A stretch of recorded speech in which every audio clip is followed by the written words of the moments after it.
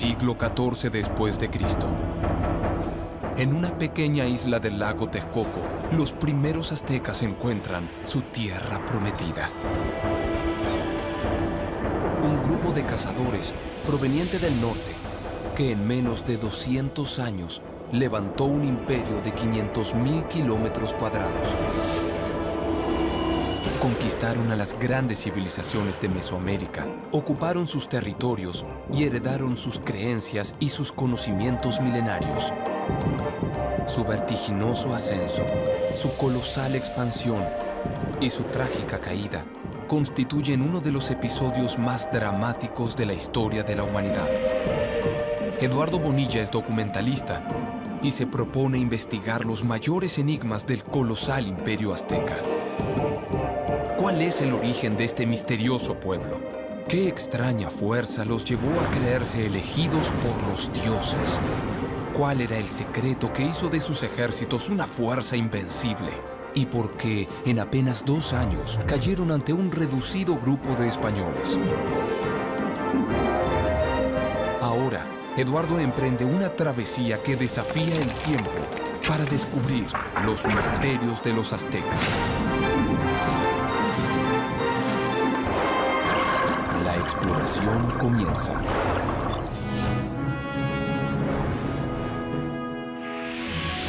Los aztecas consiguieron en solo un siglo levantar el imperio más grande de la historia de Mesoamérica. Hicieron propios los dioses y los conocimientos de los pueblos conquistados y los obligaron a tributar para engrandecer el esplendor de Tenochtitlan, la capital de su imperio. Nadie discutía el poder de los aztecas, pero en el año 1519, a bordo de misteriosas naves, desembarcaron en las costas de Veracruz enigmáticos extranjeros que muy pronto se convertirían en los nuevos amos del mundo mesoamericano. Después de la conquista, los españoles transformarían a la fortaleza de San Juan de Ulúa en el puerto desde donde partían los fastuosos cargamentos de oro y plata hacia Europa. El último tramo de la exploración persigue los pasos de Hernán Cortés para entender cómo logró conquistar, en solo 2 años, a uno de los imperios más poderosos de América. Aquí comenzó el trágico final de los aztecas, y la historiadora Judith Hernández es quien mejor conoce al primer y principal puerto español del Nuevo Mundo. Podríamos decir que aquí empezó la conquista de México y la caída del Imperio Azteca, pero particularmente San Juan de Ulúa, ¿qué importancia tenía? Estamos en un lugar que realmente sí es emblemático y posiblemente uno de los más representativos para la historia de México. Cuando llega Cortés era un arrecife de bajos con una pequeña isleta que era un lugar dedicado a Quetzalcóatl. Un antiguo mito cuenta que el gran hombre dios Quetzalcóatl partió desde la costa de Veracruz hacia el oriente y que por ese mismo lugar volvería para reclamar el control de Mesoamérica. Al llegar Cortés, todos creyeron que la legendaria serpiente emplumada había regresado. Los agoreros de Moctezuma le dicen que va a llegar por el mar Quetzalcóatl. Y entonces ellos pensaban que era Cortés, era Quetzalcóatl. Entonces Cortés llega, pero tiene muchísima suerte, ¿no? Tiene de alguna manera las cartas a su favor. De hecho, manda Moctezuma a sus emisarios que pregunten si es Quetzalcóatl y si le viene a recoger el poder. ¿Tú cómo te imaginas que era Cortés? Muy astuto, pero sobre todo Cortés tiene una gran ambición de poder. Cuando Moctezuma le manda a decir con sus emisarios a Cortés si es Quetzalcóatl, Cortés lo aprovecha perfectamente. Eso le permite tener un puerto donde asegurar sus naves, pero sobre todo tener el canal para llegar a la Ciudad de México. Cortés descubrió un nuevo mundo y comprendió rápidamente que tenía una oportunidad única para apoderarse de él. No iba a permitir que nada se interpusiera en su camino. Según la leyenda, poco después de haber desembarcado, el capitán español ordenó quemar sus naves para evitar que sus soldados abandonen su ambiciosa empresa. La arqueóloga subacuática Laura Carrillo explora las aguas de Veracruz tras los vestigios de las primeras flotas españolas. ¿Qué tipo de embarcaciones eran las que en los momentos de la conquista llegaban aquí? Pues llegaban distintos tipos, ¿no? Desde galeones, desde urcas, unos que se llamaban navíos, ¿no? Bajebols, o sea, venían distintos tipos de embarcaciones que conformaban una flota. En tu trabajo como arqueóloga subacuática, ¿qué es lo que has encontrado? Sobre todo artillería y anclas, ¿no? Y esas se encuentran en el área de los arrecifes, porque bueno, las mismas corrientes te van llevando estos materiales para allá. Aquí en los arrecifes de Veracruz puedes encontrar materiales que van desde el siglo XVI hasta el siglo XX. ¿Podemos bucear a ver si encontramos algo? ¿Vamos?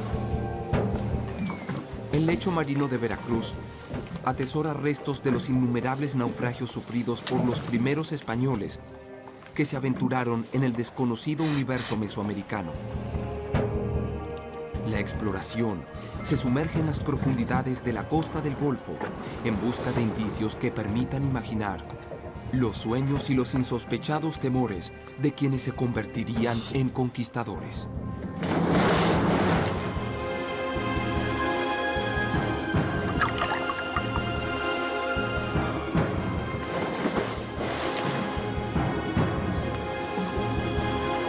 La historia de Veracruz pues, es muy rica. Ya son 500 años de historia en este puerto, 500 años de navegación. Es factible encontrarte restos de embarcaciones o de las cargas o los cargamentos que transportaban. Entonces, la variedad y la riqueza cultural que tú te encuentras en sus aguas pues, es invaluable.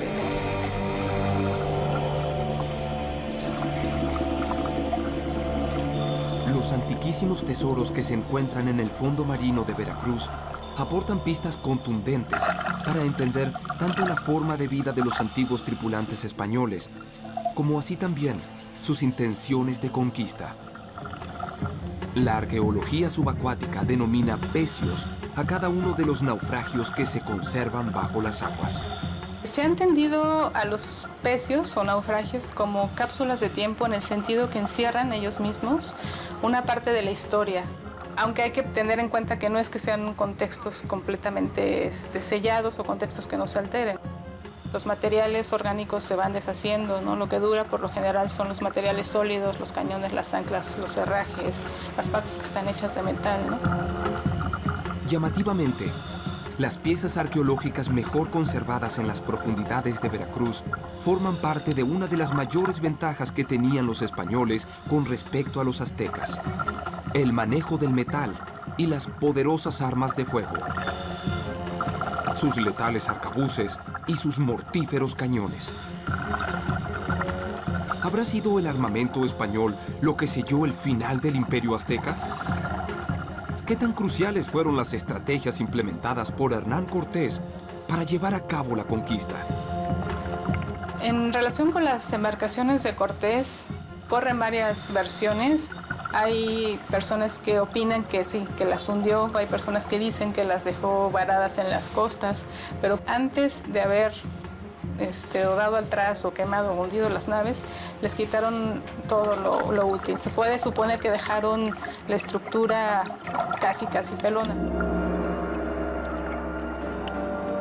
Más allá de la verdadera suerte que hayan corrido las naves con las que Cortés alcanzó el suelo mexicano por primera vez, la leyenda permite imaginar al capitán español como un hombre dispuesto a todo por alcanzar la gloria. Sin sus navíos, sus soldados no tenían escapatoria. Solo podían vencer o morir. La primera parada en la ruta del conquistador fue la capital del reino totonaca, la ciudad de Zempoala.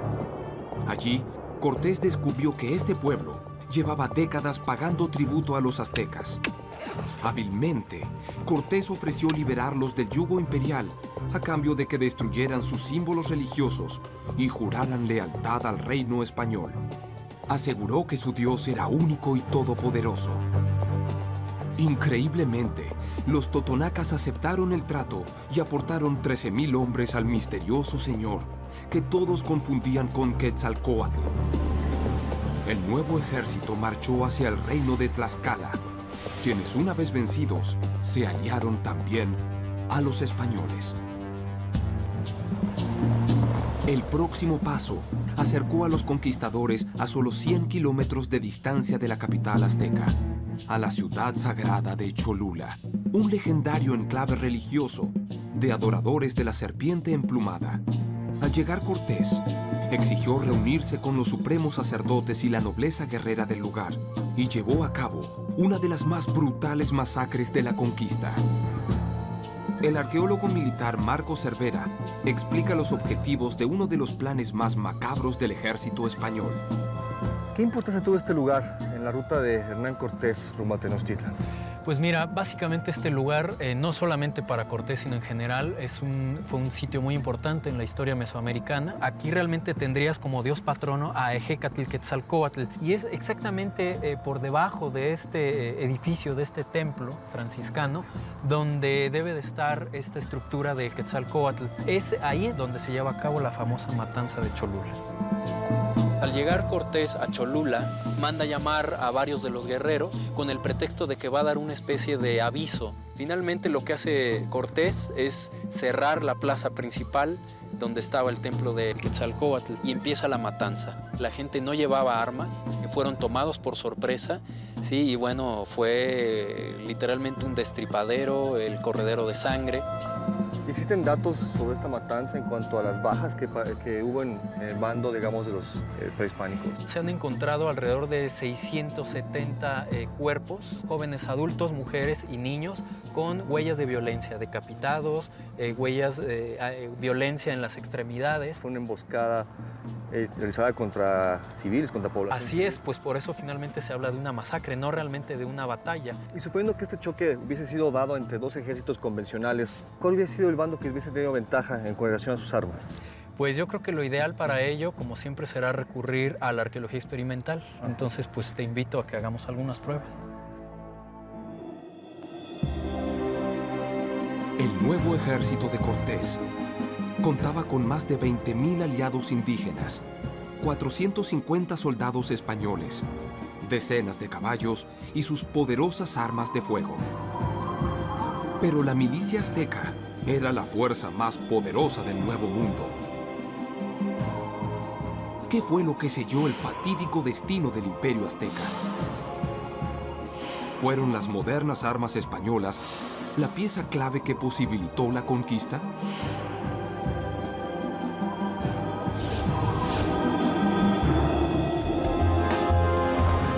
Aquí tienes una de las armas, en cierto sentido, protagonista de la conquista. Es un arcabuz. Con mucho cuidado, metes la pólvora.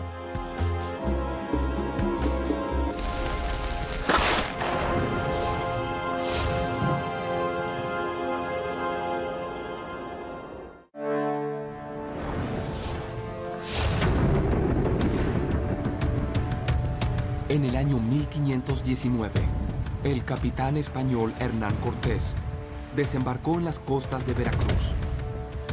Rápidamente, convenció a los pueblos tlaxcaltecas y totonacas de avanzar junto a él para derrotar al Imperio Azteca. Pero la empresa era ambiciosa. El ejército mexica era la fuerza más poderosa de Mesoamérica. ¿Fueron entonces las modernas armas españolas la causa del súbito final del Imperio Azteca? La exploración comprueba la letalidad del arsenal español frente a las armas mesoamericanas.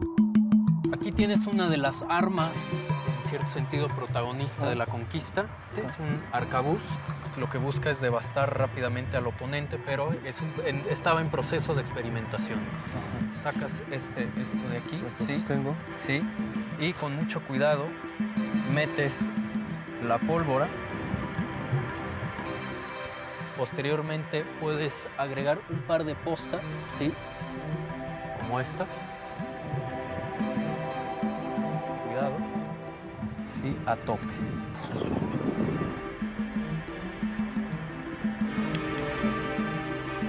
Ok, ¿quieres que te preste mi encendedor? A ver.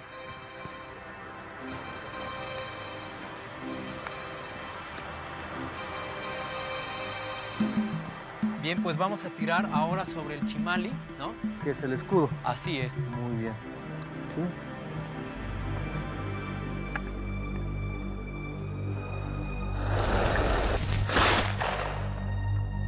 Parece que sí le di. Vamos a ver qué finalmente se logró. Sí, mira, de este lado trae un poco el tiro. ¿Sí? Realmente no se ve que haya atravesado del todo. O sea, Pero siempre se hace esta protección, ¿no? de alguna manera, ¿no? Pero un factor que era fundamental es el asunto psicológico. Las fuentes mencionan que, bueno, es esta idea de artefactos que escupen fuego y cosas por el estilo, el sonido, ¿no? A comienzos del siglo XVI, la brecha tecnológica entre Europa y América era abismal. Un guerrero azteca contaba con armaduras de algodón para su defensa y lanzas, flechas y bastones con filos de obsidiana para el ataque. En cambio, un soldado español estaba protegido por los impenetrables petos de metal y atacaba con mortíferas espadas, arcabuces y alabardas. Las armas de metal en este momento estaban prácticamente en su apogeo y ya estabas llegando al perfeccionamiento de ciertas armas. Este es un prototipo de lo que se llamaría como alabarda. Vamos a ver qué función, qué capacidad tiene esta arma contra un Izcahuipil. ¿Te parece? Ok. Básicamente te apoyarías aquí y entrarías al ataque. ¿Quieres probarlo? Ok, muchas gracias.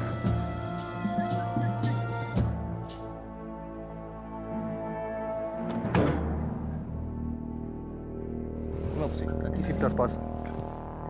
Si te fijas, evidentemente, ¿ves el tipo de herida que causa? Obviamente el peto de algodón no es suficiente para armas de estas características. La mayor ventaja tecnológica del arsenal español frente al azteca eran las armas de fuego. La expedición de Cortés portaba una decena de cañones y un centenar de arcabuces, pero su efectividad era baja. Los guerreros aztecas rápidamente implementaron avances en zigzag y lograron contrarrestar los ataques. Finalmente, el arma que marcó una diferencia fue la espada. Básicamente la espada tiene varios puntos a favor en contra de todas las demás armas. La primera es que es de fácil manejo, es decir, cualquiera puede agarrar una espada y atravesar o cortar. Lo que comprende un arma de este tipo es la hoja. Esto se le llama guarda, esto que estás viendo aquí. Esto tiene la funcionalidad de la guarda es precisamente que todo el proceso de combate no te hiera en la mano. Ahora vamos a ver la contraparte indígena, en este caso el macuahuitl, que es el arma que tienes aquí. ¿Ves? Si hacemos la comparación, ¿no?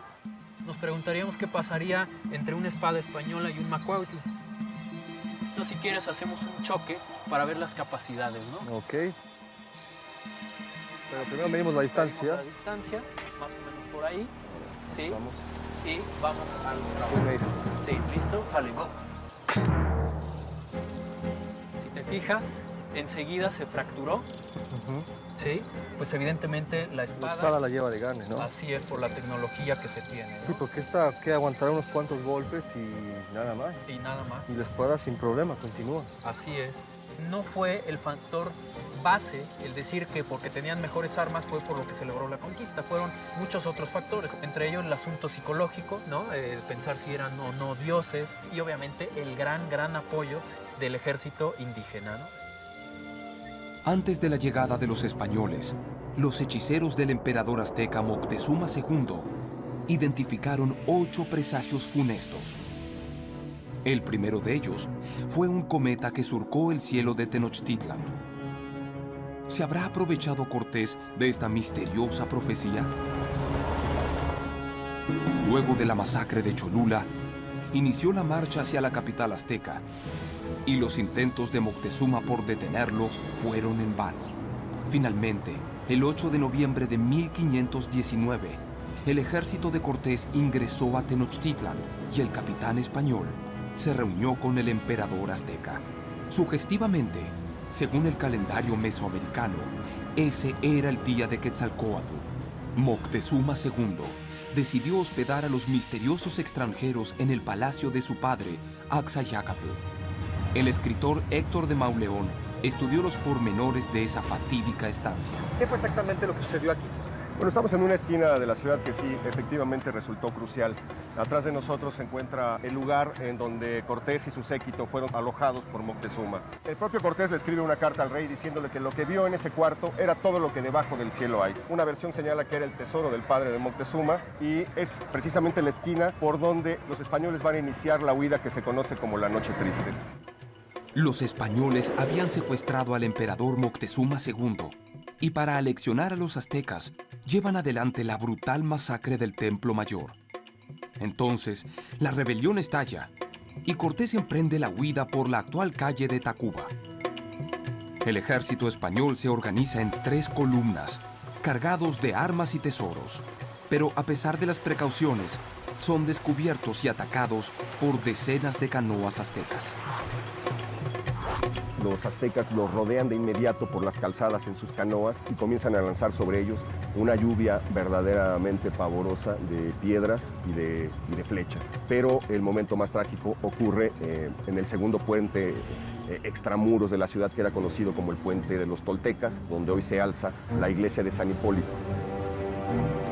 Es probable que haya sido en este sitio donde ocurre la masacre mayor. Caen cañones, caen personas, caen las riquezas. Los que vienen atrás tienen que pasar encima de los muertos. Lo que era ese gran ejército conquistador, el ejército de Cortés, en este punto ya se ha convertido en una desbandada de hombres que vivían por su vida. Hay una versión que dice que murieron 1,200, otra versión que dice que 600. Es tal el shock que sufren los españoles en este punto, en este sitio, en este puente, que tiempo después, ya que han ganado la ciudad, que la han conquistado, eligen este sitio precisamente para construir un templo dedicado a conmemorar el triunfo de la ciudad. El 30 de junio de 1520, el Imperio Azteca se levantó contra los españoles hasta casi exterminarlos. Gran parte de los soldados del ejército invasor perecieron en los canales de Tenochtitlan y los sueños conquistadores de Hernán Cortés parecían terminados. Bueno, pues ya estamos en el Árbol de la Noche Triste. Es el sitio que señalado emblemáticamente, donde la leyenda dice que Cortés se sentó a llorar la derrota y ve a los sobrevivientes, hace una serie de preguntas. La primera es si el constructor de los barcos, el naviero de apellido López, había sobrevivido o había muerto durante la huida. Cuando le dicen que había sobrevivido, Cortés responde: entonces no hemos perdido nada. Eso quiere decir que ya estaba pensando en sacar con vida a los pocos hombres que habían quedado, llevárselos de aquí para reagruparlos con sus aliados tlaxcaltecas y para empezar de inmediato a pensar en lo que iba a ocurrir un año más adelante, en 1521, que es cuando se hace la gran avanzada y tomar definitivamente México-Tenochtitlan. Malherido y con su ejército diezmado, el capitán español retrocedió hasta el reino de sus aliados tlaxcaltecas. Según el mito, los sabios del lugar atendieron y curaron a las tropas españolas. Hoy, en Tlaxcala, aún se practica la medicina tradicional que ayudó a los invasores a recuperarse. Y la terapeuta María Adelaida Avelino se especializa en una de estas ancestrales técnicas de curación: el temazcal. ¿Esto del temazcal de dónde viene?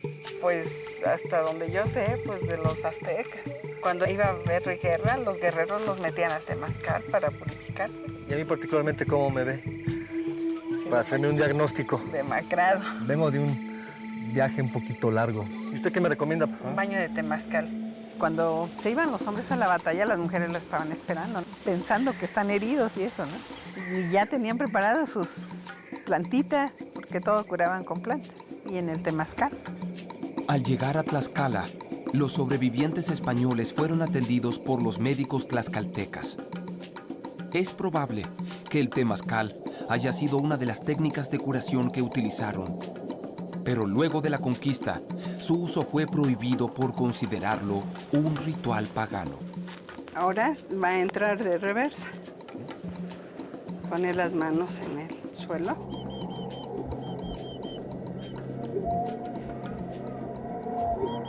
El temazcal es un baño de vapor mesoamericano. Se conforma de 2 sectores.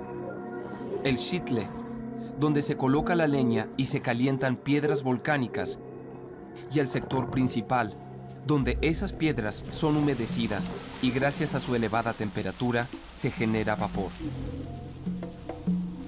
Cuando llegaron los españoles y veían los temazcales, empezaron a decir: en esa como capillita, de seguro ahí tienen sus herejías. Y los españoles los empezaron a tirar, ¿no? Porque antes toda la gente tenía su temazcal en la Gran Tenochtitlán. Los sobrevivientes españoles fueron curados por la medicina tradicional tlaxcalteca y Cortés consiguió una segunda oportunidad para conquistar Tenochtitlan. Ahora sépara.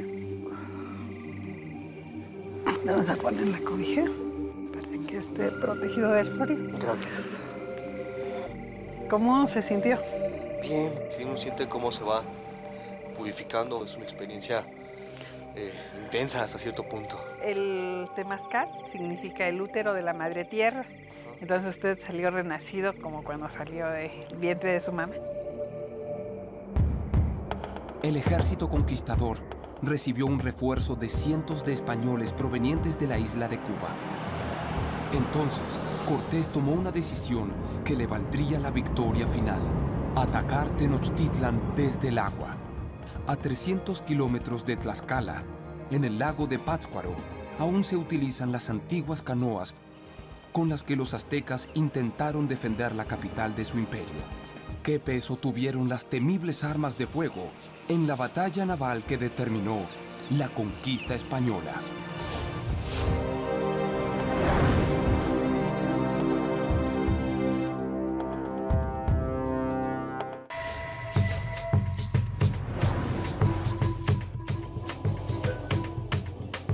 Luego de la noche triste, el ejército conquistador recibió el refuerzo de cientos de españoles provenientes de la isla de Cuba. Hernán Cortés había decidido la estrategia del contraataque, una fulminante batalla naval. Para llevarla adelante, ordenó construir bergantines con los restos de sus embarcaciones. El historiador Ignacio Silva Cruz estudió en detalle la ofensiva española sobre la ciudad sagrada azteca. ¿Por qué llegó Hernán Cortés en su contraataque, digámoslo así, después de la noche triste por agua? Pues, de hecho, cuando él salió por las calzadas ese día de la noche triste, tuvo una gran cantidad de bajas, precisamente porque los mexicas le atacaron por agua. Entonces, se construyeron bergantines con algunos restos de lo que traían de Veracruz y aprovechando la madera de los sitios en donde estuvieron Tlaxcala, sobre todo. Tiempo que naturalmente Cortés aprovechó para aliarse de grupos indígenas que estaban descontentos con los mexicas, que los habían oprimido, eran realmente tiranos.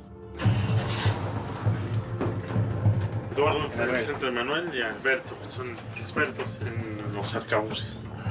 A finales de julio de 1521, Cortés alcanzó las costas de Tenochtitlan.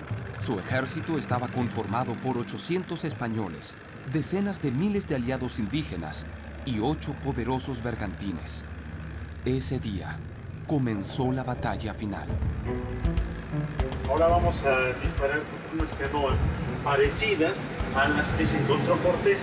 Pues bueno, también para demostrar cómo estos arcabuces pudieron haber funcionado en el agua y ver si de veras la tecnología militar de los españoles tuvo mucho que ver en la conquista de México. Cortés, después de la noche triste, se da cuenta de que si ataca a través del agua, la victoria es muy probable, porque los mexicas tendrían que navegar en canoas no preparadas para efectos de guerra.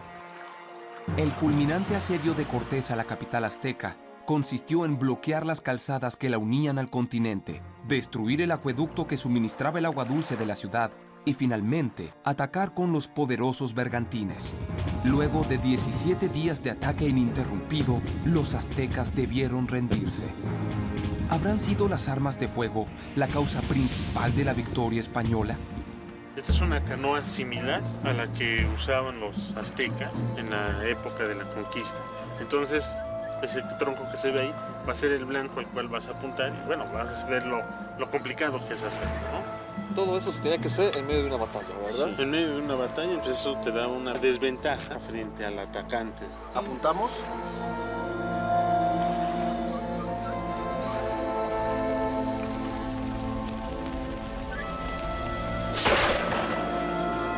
Pero no le di. Muy difícil. Ok. El arcabuz es un arma de lucha casi de cuerpo a cuerpo. No llegaba a los 10 metros el alcance del arcabuz. Luego entonces no podía uno luchar a grandes distancias. Había que acercarse, apuntarle y esperar a que eso se disparara. Tampoco le di, ¿verdad? No, ¿no? Con esto podemos demostrar que no fue decisiva el fuego en la conquista de México. Lo que fue decisivo fue la participación de indígenas. Se calcula que fueron aproximadamente 200,000 indígenas los que apoyaron a las huestes de Cortés. El ataque de Cortés fue aniquilador y el 13 de agosto de 1521, el Imperio Azteca se rindió ante el ejército invasor. Las armas de fuego, el despiadado bloqueo a la ciudad y el masivo apoyo de tlaxcaltecas y totonacas lograron doblegar a la mayor fuerza militar de Mesoamérica. Pero quizás sin saberlo, los conquistadores se vieron favorecidos por una devastadora arma biológica, la viruela. Desde la entrada española a Tenochtitlan se desató una letal epidemia que en solo un año terminó con la vida de decenas de miles de aztecas. Hoy la viruela fue erradicada como enfermedad, pero continúa siendo un peligro para la humanidad. La cepa del virus podría ser reutilizada para un ataque bioterrorista y la Ciudad de México cuenta con un moderno laboratorio para prevenirlo. La bióloga Aminé Barquet se especializa en técnicas de bioseguridad. ¿Podríamos pasar a los laboratorios para pasamos platicar al laboratorio. Primero vamos a pasar al nivel 2 y después nos vamos a vestir para pasar al laboratorio nivel 3. ¿Te parece? Lo que tú me digas. Aquí tenemos que pasar con clave de acceso. Pasa, Eduardo. Muchas gracias. Este es el laboratorio nivel 2. Te presenta la maestra Rita Flores. ¿Qué me puedes platicar de la viruela? Yo tengo entendido que esta fue una enfermedad que vino de Europa, que la trajeron los conquistadores aquí a tierras americanas. Es muy probable que justamente este virus haya venido más que de Europa, de uno de los esclavos africanos que venían con ellos. Lo bajaron en tierras mexicanas y de ahí comenzó a esparcirse la enfermedad. ¿Pero por qué razón los europeos no murieron? Porque los españoles ya tenían inmunidad para ello. La población en América era una población virgen, que no había estado en contacto con esos microorganismos. Entonces no generas anticuerpos, por eso fue tan devastador y tan mortal la epidemia. Algunos estudios indican que en el año 1519, al arribo de los españoles, la población de Mesoamérica alcanzaba los 25 millones de personas. En 10 años se redujo a 17 millones. En 40 años a 3 millones. Y a comienzos del siglo XVII, a solo 1,5 millones de habitantes. En 100 años, la viruela y la brutalidad de la conquista exterminó a más del 90% de la población mesoamericana. La viruela hoy está erradicada desde hace varios años, no solamente de América, sino del mundo. Pero necesitamos tener las cepas de referencia por alguna posible liberación intencionada por bioterrorismo que pueden producir alta mortalidad y devastar poblaciones enteras. Los laboratorios de bioseguridad guardan cepas de los agentes patógenos más letales del planeta Tierra. El alto riesgo de contagio en esta microatmósfera exige estrictas normas de prevención, trajes de máximo aislamiento y máscaras respiratorias de última generación. ¿Y qué pasaría si hoy en día fuéramos víctimas de un ataque bioterrorista? Nosotros tendríamos que tener las cepas de referencia y la metodología montada para poderlo detectar.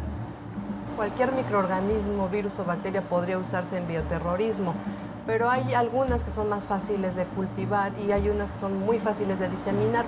Por ejemplo, el virus de la viruela es muy peligroso porque se transmite por todo lo que tocas. Lo que sucedió con los españoles podría suceder ahorita porque si alguien libera intencionalmente el virus de la viruela, la población está desprotegida, no tiene anticuerpos porque la vacuna ya se quitó hace varios años. Podría ser igual o peor que liberar esporas de antrax. Las mortales epidemias casi exterminan al pueblo azteca, y los 17 días que duró la batalla final destruyeron la ciudad. El emperador Cuauhtémoc cayó prisionero y fue mantenido con vida durante 3 años para que el pueblo colaborara en la reconstrucción de la Gran Tenochtitlan. Sobre los templos sagrados fueron construidas iglesias al nuevo dios de los conquistadores. La capital azteca sirvió de cimiento para la Nueva España. Hoy, en el Distrito Federal, conviven los restos de esos dos mundos que chocaron trágicamente y dieron nacimiento al actual pueblo de México. Bajo el piso del Museo Nacional de las Culturas se hallaron los restos del palacio donde quizás Moctezuma II, a pesar de los funestos presagios, decidió permitir la primera entrada de Cortés a Tenochtitlan. Casi 600 años después de la muerte del gran emperador, una de sus descendientes directas, Blanca Barragán Moctezuma, atesora secretos que su familia custodió a lo largo de 15 generaciones.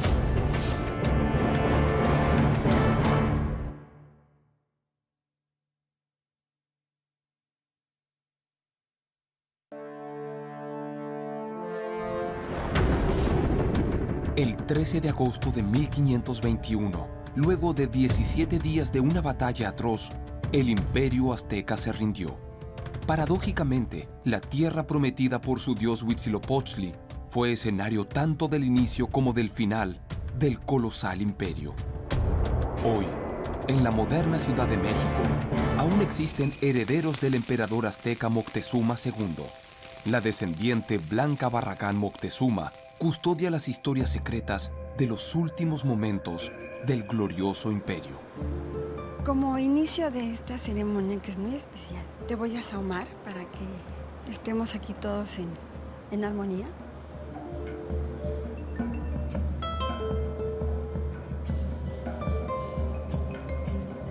Soy 15ª generación descendiente de Moctezuma Xocoyotzin.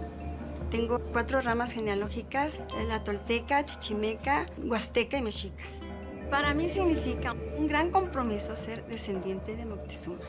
Este compromiso es dar a conocer los orígenes de los fundadores de nuestra nación y de decirle a la gente, aquí estamos los Moctezuma.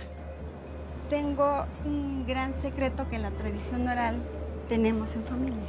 Nosotros conservamos lo que significa Huitzilopochtli.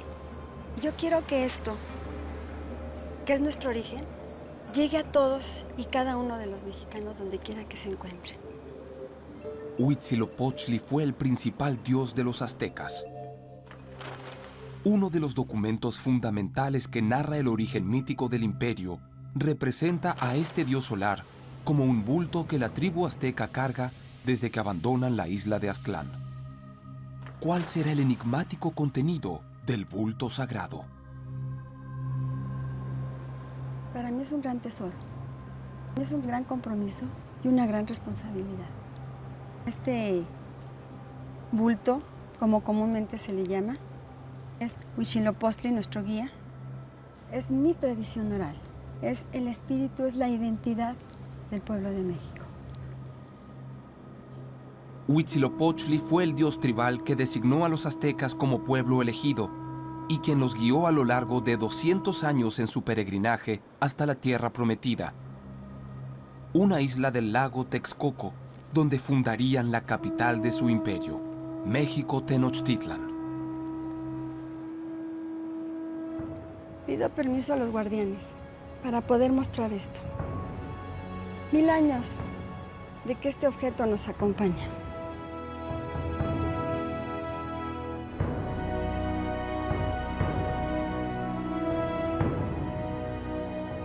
Durante casi 1000 años, el dios Huitzilopochtli acompañó a los aztecas en cada uno de los momentos de su fascinante historia.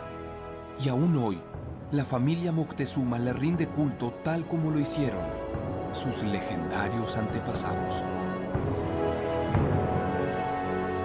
Ahí están las raíces, ahí están los olores, las pieles, la tierra de origen con la que viajaron para que no se olvidaran de dónde habían salido. Son las raíces justamente de un pueblo, de una nación. Así de simple y así de poderoso es Huitzilopochtli. Este es el guía. Es nuestra memoria. Es para que no olvidemos de dónde somos y en dónde estamos. Necesitamos unirnos. Estamos muy desunidos. La invasión nos cortó de tajo. Nos dividió mucho. Pero yo tengo plena confianza en que vamos a lograr salir adelante. La exploración llega a su fin. Los descendientes del gran emperador Moctezuma II revelaron la esencia de Huitzilopochtli, el dios que guió a los aztecas desde Aztlán hasta el Valle de México, donde la pequeña tribu de cazadores se deslumbró con la monumentalidad de Teotihuacán. Esta fue la primera gran civilización que dominó Mesoamérica, y los aztecas se propusieron alcanzar su gloria, amparados por la certeza de ser el pueblo elegido por los dioses. La exploración se adentró en la nación Hopi, un antiquísimo pueblo del suroeste de Estados Unidos. Sus misteriosos símbolos sugieren que su territorio podría haber sido el lugar de origen de los aztecas. Este es un símbolo muy raro, que básicamente es un mapa que muestra la dirección de las migraciones de los clanes. Al sur tienes el símbolo de la serpiente.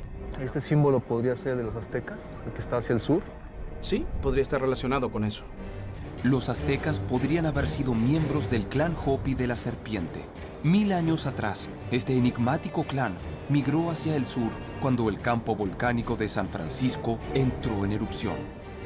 En esta área tenemos un clan del cascabel que habitaba aquí cuando la erupción. Y eso fue una señal para ellos, y grupos como el clan de la serpiente podrían haberse separado. Algunos se dirigieron al sur, otros al este, y otros tomaron direcciones distintas. ¿Y los aztecas pudieron haber sido alguna vez parte de los Hopis? Compartimos una cultura en común, símbolos, lenguaje, que muestran que aún estamos conectados de ese modo. Tenemos lazos muy antiguos por esas relaciones.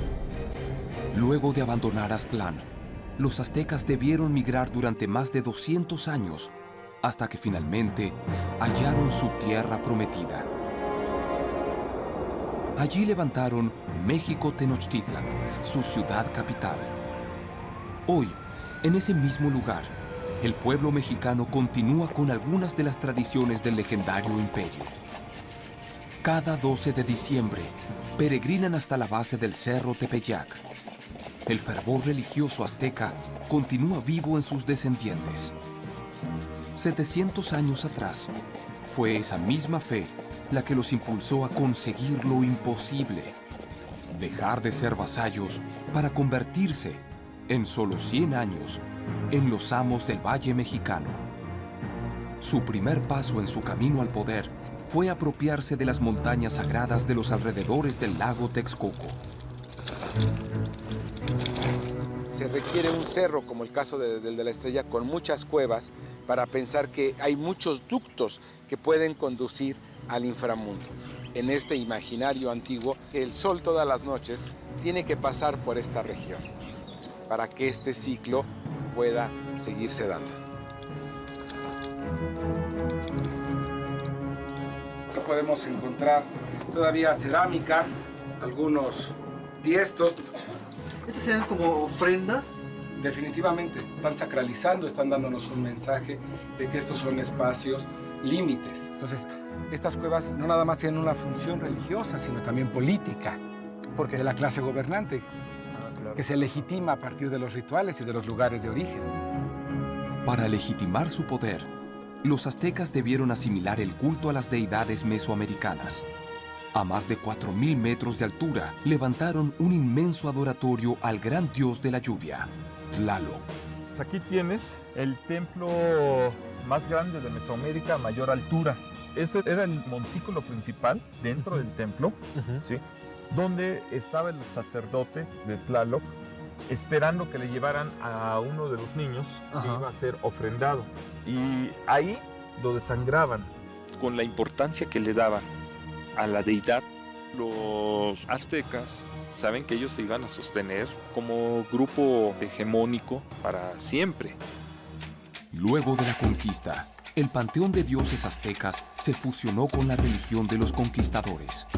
Cuenta la leyenda que en el año 1531 apareció por primera vez la Virgen de Guadalupe, en el preciso lugar donde se encontraba el adoratorio de Coatlicue, una de las principales diosas aztecas. Así, la colonia española continuaba la tradición imperial mexica: asimilar los cultos y los conocimientos de los pueblos conquistados. Los aztecas lograron doblegar a las grandes civilizaciones de Mesoamérica. Sus escuadrones de élite, los caballeros Águila y Jaguar, fueron la fuerza militar más poderosa del México antiguo. Para alcanzar este alto rango, participaban de batallas rituales a las que llamaban guerras floridas. sus principales adversarios fueron los tlaxcaltecas. Generalmente lo que veríamos es un sometimiento de ese tipo, ¿sí? Y el amarre del enemigo para pasar al siguiente cautivo. Las guerras floridas no eran la verdadera esencia de la expansión mexica, sino en realidad eran las guerras de conquista. Los aztecas eran imparables. Su arsenal militar no encontraba una fuerza que pudiera detenerlo. Sin duda alguna, esta arma fue uno de los motores fundamentales en la expansión militar mexica. Vamos, pues.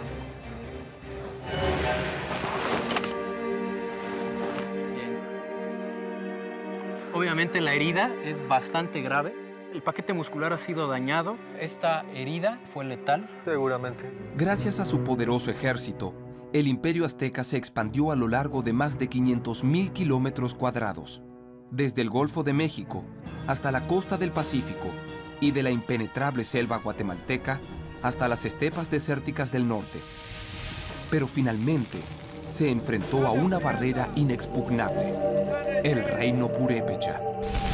Los purépechas utilizaban este juego como entrenamiento para aquellos que querían ingresar al ejército purépecha. El bastón con el que se practicaba originalmente este juego tiene la misma dimensión de las armas que se utilizaban en el ejército.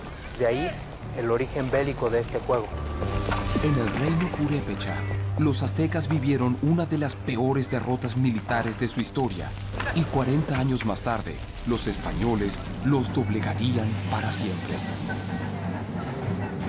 El choque trágico de estas dos civilizaciones dio inicio a un nuevo mundo. México es la fusión de la tradición europea y las profundas raíces de Mesoamérica que nutrieron al imperio mexica. La Virgen de Guadalupe simboliza la unión definitiva entre españoles y aztecas.